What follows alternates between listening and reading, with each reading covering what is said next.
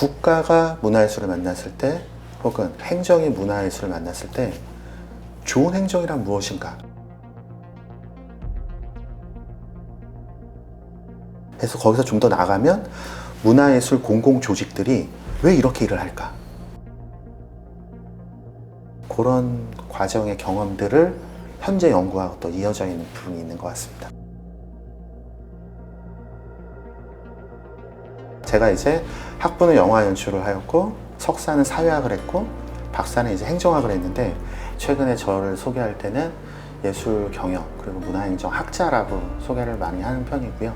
그래서 관련 업계에서 강의 그리고 연구 지도 이걸 이제 메인 업으로 하고 있고요.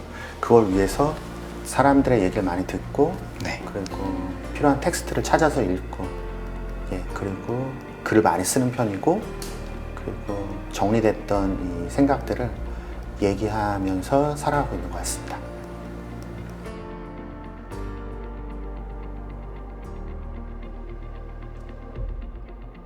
지금은 문화행정, 예술경영 쪽에서 이런 다양한 일을 하고 계신데 과거에는 예술 분야에서 왜 예술을 하시게 됐고 어떻게 예술을 하셨는지 좀 더 좋습니다. 들어볼 수 있을까요? 뭔가 자유에 대한 동경이 있었던 것 같고요. 그리고 뭔가 만들어내고 표현하고 그걸 갖고 있는 사람들이 되게 로망이 있었는데 제가 이제 고등학교 때는 특별히 그림을 그리는 재능이나 몸을 쓰는 무용을 하는 재능이나 악기를 다루는 재능 같은 건 가지고 있지 않았습니다. 그런데 전체적으로 이렇게 봤을 때 나는 지금 잘 할 수 있는 건 수능밖에 없는데 그래서 예술계 중에 어디를 가면 좋을까를 봤더니 영화 연출이 그 별도의 실기 없이 수능으로 들어가는 이 루트가 있더라고요, 당시에. 그래서 이제 그쪽으로 들어갔는데 당시에 재밌었던 거는 학부 정원이 20명이었는데 제 동기 중에 고등학교에서 바로 온 친구는 3명밖에 없었고요. 고대법대, NIU 의대, 연대 건축 다양하게 다른 과에서 다니다가 재수 혹은 삼수 혹은 군대까지 다녀와서 십수 그래서 결국 각자의 영역에서 적응을 잘하지 못하고 이쪽으로 온 어떻게 보면 나로서 살고 싶어하는 동기들을 그때 좀 만났던 것 같다는 생각이 듭니다. 제가 극장에 있었을 때 극장에서 이제 경영 파트를 총괄하고 있었습니다. 그래서 극장장을 대리해서 문화체육관광부에 갔었고 가서 이제 이런 얘기를 했습니다. 올해 1년 동안 정동국장의 대표 사업은 홍길동전입니다. 담당 사무관은 이런 말을 했습니다. 국가의 재정으로 어떻게 홍길동전을 만들 수 있습니까? 그 얘기를 알아듣는데 당시에 2초가 걸렸습니다. 하나, 둘. 여차여차해서 국립정동국장은 홍길동전을 제작할 수가 없었습니다. 그런 시절이 있었습니다. 그래서 다시 이 질문을 좀 키워보면 국가가 문화예술을 만났을 때 혹은 행정이 문화예술을 만났을 때 좋은 행정이란 무엇인가? 이 질문을 제가 이제 갖게 된 겁니다. 당시에 제가 예술계에 있는 사람으로서 행정을 만났을 때 뭔가 답답함, 결핍 이런 것들이 이제 많이 생겼습니다. 그래서 거기서 좀 더 나가면 문화예술 공공조직들이 왜 이렇게 일을 할까? 현재 연구하고 또 이어져 있는 부분이 있는 것 같습니다. 너무 흥미로워요. 동료들의 관점으로 내가 갖고 있던 결핍과 그들의 결핍을 어느 정도 인지할 수 있는 상황에 계신 거잖아요. 그래서 그 학자로서도 뭔가를 연구를 하실 때 조금 더 그들의 입장에서 더 직접적인 진단과 예측들을 하실 수 있을 거라고 그런 생각이 좀 드네요.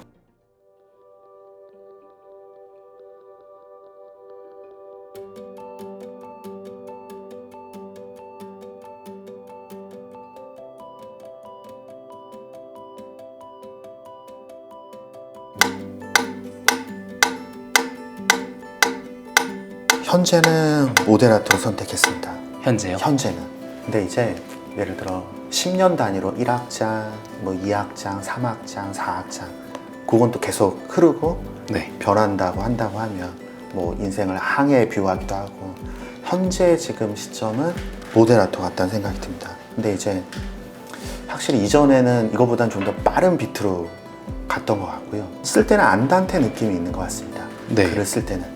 그래서 모데라토는 어떻게 보면 제가 안단테부터 알레그로 요 폭을 가지고 사는 것 같은데 모데라토라는 어떻게 보면 중심을 유지하면서 이렇게 한 박자씩 빠르게 갔다가 좀 느리게 줄였다가 그러고 있는 상황이 아닌가 싶습니다. 아, 이거를 되게 복합적으로 잘 봐주셨는데요. 그러니까 쓸 때, 들을 때, 말할 때 다 다르잖아요. 네. 들을 때는 좀 더 차분하게 네. 경청을 하고, 그리고 말할 때도 주장을 할 때와 네. 아니면은 뭔가 과감하게 내가 이거를 꼭 전달해야 될 때나 혹은 그냥 가볍게 그냥 대화 나눌 때가 다 다르듯이 다르죠. 네. 거기에서의 나의 중간선은 모데라토다. 네. 거기에 있는 숨은 뜻은 적당하고 온건한 네. 박자인데 제가 봤을 때는 어쩌면 이 모데라토를 현재도 그때도 선택하신 것은 그 박사님만의 중심에 대해서 항상 생각하시는 게 아닐까. 그럴 수 네. 있다고 생각합니다. 내가 듣기도 해야 되고 말하기도 해야 되고 쓰기도 해야 되고 그러니까 여러 가지 형태로 이것들을 다 인지를 하고 표현을 해야 되는 사람이니까 네. 그러기 위해서 가장 중요한 것은 온건한 나만의 박자를 유지하는 것. 네. 그런 관점이신가요? 그런 것 같습니다. 제가 관심 있는 건 조직과 사람에 대한 연구입니다. 조직도 조직 문화가 있고 조직의 심리들이 있고 그럼 조직의 문화가 어떤 문화를 우리가 만들어내야 일적인 부분에 있어서 혹은 우리 조직 문화의 현 상태가 어떤지 조직들의 어떤 지점들의 문제점을 어떤 방식으로 좀 처방을 하면 조직이 좀 더 좋아질지 이런 부분의 연구들을 좀 많이 하는 편인 것 같습니다. 네. 근데 그런 걸 하려다 보면 조직 안에 있는 사람, 관련된 일을 하는 사람의 얘기를 많이 들어야 되는 거고 그리고 그 조직에서 생성된 여러 가지 문서들이 있을 겁니다. 했던 사업의 어떤 누적적 결과들 네. 그런 결과들을 이제 빠르게 읽어가는 거죠. 그래서 읽고 많이 듣고 근데 듣는 거는 그냥 듣는 게 아니라 지금 이제 저를 인터뷰해 주시는 것처럼 질문을 장전합니다. 필요한 질문들을 장전하고 그 질문은 그냥 장전하는 것이 아니라 이론적 기반을 가지고 있는 질문 그리고 어떤 저의 어떤 경험적 이전 연구를 바탕으로 질문들을 장전해 나가는 거고요. 네. 그리고 쓴다는 것은 어떤 조직, 사람의 생각의 변화를 좀 줄 수 있는 행동의 변화를 줄 수 있는 그런 부분에서 이제 쓴다고 얘기하는 거고 말한다는 것은 관련 업계에 이 결과치를 잘 얘기하고 전달하면서 이런 사례가 있습니다. 이런 결과물이 있습니다. 이런 것들을 말을 한다. 그래서 이 것들을 계속 순환하면서 가고 있다는 생각이 듭니다.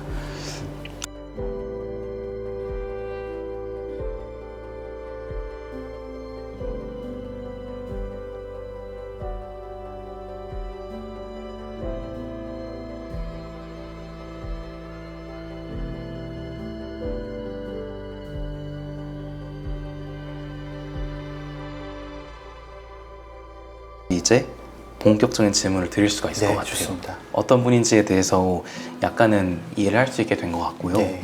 그렇다면은 오프비트라는 질문 한번 가보도록 하겠습니다. 가장 기억에 남는 오프비트를 말씀해 주세요. 입니다. 사실 이 질문을 딱 들었을 때 담배를 한 대 피우고 싶다 혹은 산책을 하고 싶다 이런 생각이 들었습니다. 개인적인 영역에서의 오프비트는 저는 사랑이었던 것 같습니다. 뭔가 이제 운명 같은 사랑을 느꼈는데 사랑의 여정에서 이거는 이제 개인과 개인 간의 관계 사랑도 때가 맞아야 되는데 서로 간의 주기가 달라서 이 사람의 때와 나의 때가 오프비트가 나왔구나. 근데 이것을 근데 저는 비트를 맞추고 싶은데 이게 해결이 안 되는 거예요. 그래서 어떤 사랑의 관점에서 오프비트가 저는 떠올랐고 거기서는 그 오프비트를 받아들여야 하는 그때 어떤 아픔들 그런 것들이 생각이 났습니다. 근데 요거는 특정한 사람과 특정한 사건의 오프비트 뿐만 아니라 이렇게 만나고 헤어졌던 그런 것들을 쭉 반추했을 때 그 지점에서 오프비트들이 좀 오프비트라는 단어가 생각이 먼저 났었습니다. 다시 상기시켜드리면은 예기치 않게 인생에 들어왔던 특별한 사람과의 만남 그리고 오프비트한 꿈 같은 시간들이라고 하셨어요. 네. 이게 아마 개인적으로 봤을 때 이제 사랑에 대한 네. 이야기가 아닌가 싶고요. 아내분. 예. 근데 아내를 포함해서 그냥 집에 아이들도 있고 네네. 이런 게 그러니까 제가 원해서 아이가 왔다기보다 네. 이번에 막둥이가 이제 네. 거의 큰애랑 18살 차이가 나는데 18살 차이 나네요. 예, 18살 차이가 나는 지금 막둥이가 지금 오고 있는 거거든요. 네. 저를 지금 뱃속에 지금 있는데 이것도 저에게는 어떻게 보면 오프비트인 거예요. 엄청난데요. 예. 네. 진짜 그러네요. 진짜 엄청 특별한 오프비트 같은 네. 느낌이랄까요. 농담으로 육아를 은퇴했는데 다시 육아를 복귀해야 된다 뭐 이런 얘기를 하고 있는데 네. 뭐 여러 생각이 들다가 마지막에 한 줄로 정리가 되더라고요. 이런 대사를 제가 독백을 했었습니다. 아, 이것도 운명이구나. 근데 이것도 운명이구나라고 했을 때 이게 이제 이 오프비트도 나에게 운명이구나. 네. 사랑이 특히 오프비트였던 것 같습니다. 네. 상상이 잘 안 가면서도 너무 축복된 일인 것 같아요. 네, 감사한 정말. 일이죠. 네. 정말 더 가정이 더 행복해지고 더 풍부해지는 그런 시간들이 펼쳐지기를 바랍니다. 네, 감사합니다. 예.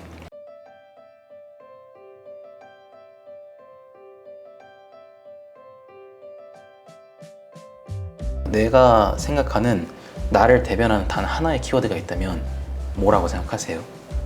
떠오르는 단어들이 사유, 관용, 중용, 음미 뭐 이런 단어들이 떠오르는데요. 네. 중용을 선택하겠습니다. 중용이요? 예. 이유는 이게 모데라토하고도 좀 연결이 된다는 생각이 들고요. 조만간 출간되는 이제 책의 주요 테마가 이제 부족에 대한 얘기입니다. 책 제목은 좋은 문화 행정이란 무엇인가가 이제 메인 제목이고요.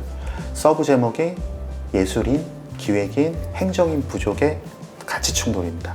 공무원님들이 혹은 공공기관에 계시는 행정인 부족 선생님들이 문화예술을 만났을 때 예술인에 대해서 얼마나 이해하고 계십니까? 라고 물어보면 점점점입니다. 예술인들을 모아놓고 얘기를 하다 보면 행정인 부족에 대한 분노가 엄청 쌓여 있습니다. 예술인도 그렇고 이 부족마다 서로 간의 이 인지에 대한 부조화를 겪고 있다는 생각이 듭니다. 요걸 이제 이론적으로 하면 인지 부조화 이론인데 내가 당연하다고 생각하는 것과 실제가 차이가 나는 겁니다. 저희도 이제 고등학교 때 보면 내가 가고 싶은 대학과 실제 내가 갖고 있는 점수가 네. 갭이 크면 인지 부조화가 크면 네.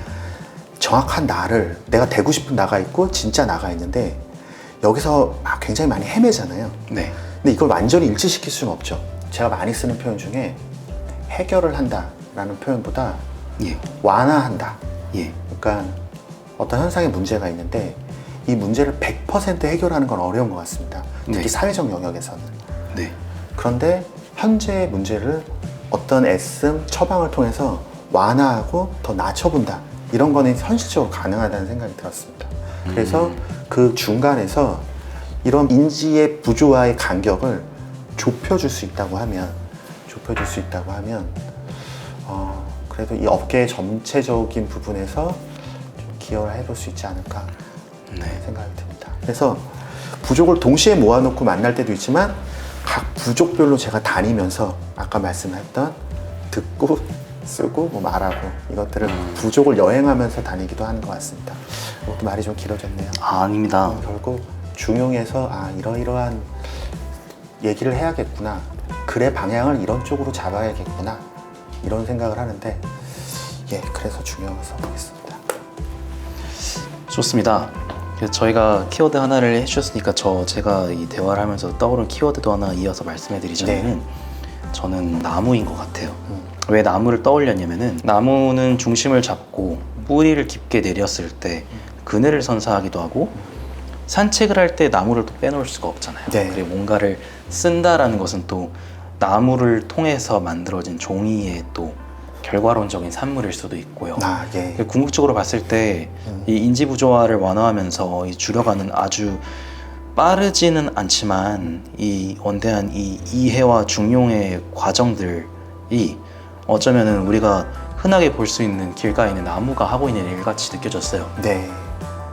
언제나 거기에 있고 언제나 준비가 돼 있으면서도 항상 우리가 의존할 수 있는 그런 큰 기둥 같은 존재 같달까요? 앞으로도 이 중용의 역할을 기꺼이 해내시기 위해서 계속 고민들을 하실 것 같은 느낌이랄까요? 그런 일관성을 좀 받는 것 같아요. 뭔가 누군가와 인터뷰를 해서 어떤 해석을 하고 모양을 잡고 이런 것을 하는 게 익숙한데 누군가가 저를 해석해 주시고 제 모양을 잡아주시는 얘기를 들으니 참 좋습니다. 감사하다고 합니다.